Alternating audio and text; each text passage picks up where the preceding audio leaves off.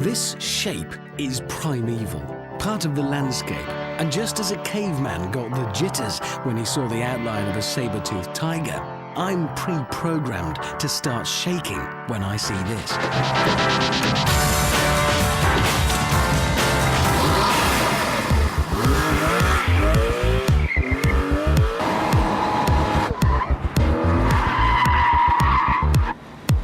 So which member of the 911 species is prowling around our track? This is the GT3, a Porsche that offers you less, so it can give you so much more. It's been stripped of all creature comfort, so there's no sat-nav, there's no air conditioning, less soundproofing, even the carpets are thinner. No fancy leather seats in the front, and no seats at all in the back. And it's all in the name of saving weight. It makes no apologies for what it is. So if you want a comfy ride, get another car. If you want to be cool on a hot day, get another car. If you want height adjustment on the seats, which I don't, get another car.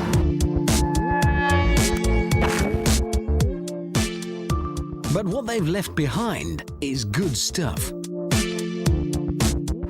For instance, look at the brakes. The calipers are yellow, not the usual Porsche red, and they signify something important. The discs are ceramic. Sounds like pottery, but it means they can cope with enormous punishment without overheating and fading.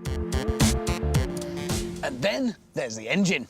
Oh yes, the engine. It's hand-built from exotic materials like titanium, and it's probably the most important part of the car, which is good because it costs 40 grand. Shame then that you can't really see it. It's in here somewhere, behind this old washing machine. And it staggers me when I think where it is, still hanging out over the edge at the back. Now, technically, that's just wrong. It's like building a pyramid with the pointy bit at the bottom. It was a daft idea when they first did it 40 years ago, and on paper, it still is today. That should be rubbish. It should be up to the usual old 911 tricks. All that weight at the back, swinging round like a big pendulum, ready to punish you the first time you run out of straight road. And talent. So you'd think that over the years they'd try and inch the engine forwards. Now, sir, look at our lovely new headlamps. Meanwhile, the engine's coming towards the front, but no. German engineers don't do U-turns, so it's still out there at the back.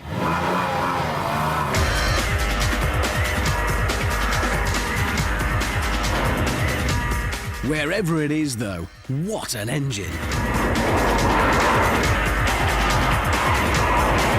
And the figures speak for themselves. 0 to 60, 4.5 seconds. Top speed, 190. And for once, it's not scary using all that power. In the bad old days, to try and counter the handling problems, Porsche tried crude Heath Robinson measures. They stuffed the front bumper with lead to try and balance it. But none of it worked. In the 70s and 80s, the 911 was the Grim Reaper's company car. Huge crowds would gather at roundabouts to watch fat stockbrokers climb trees in their Porsches. Nowadays, though, they're a little more scientific. They've mastered the suspension and honed and polished their car until they're left with this magnificent creation. This is an amazing machine. You can put it where you want it and then hold it in huge slides. Don't worry, I'm not the drift god. Look, I'm going sideways. Look at that!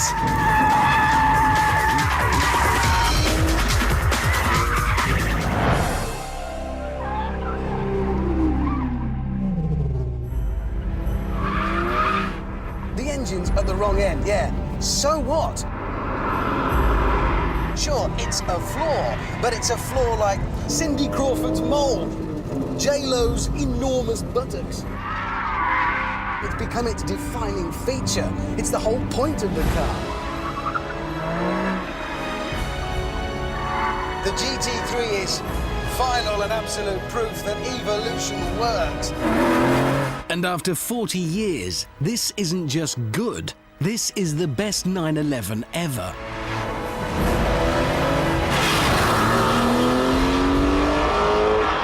Do you know, that's it. That has made up my mind. I'm convinced I'm going to go straight home tonight, rip the back seats and all the carpets out of my old 911 and turn it into a mini one of these. It's fantastic. No, it won't work. You'll just end up with an upturned bathtub with no seats in it. You are a However, yob. Yes. I've driven this year, and you know I'm a bit of a Ferrari man.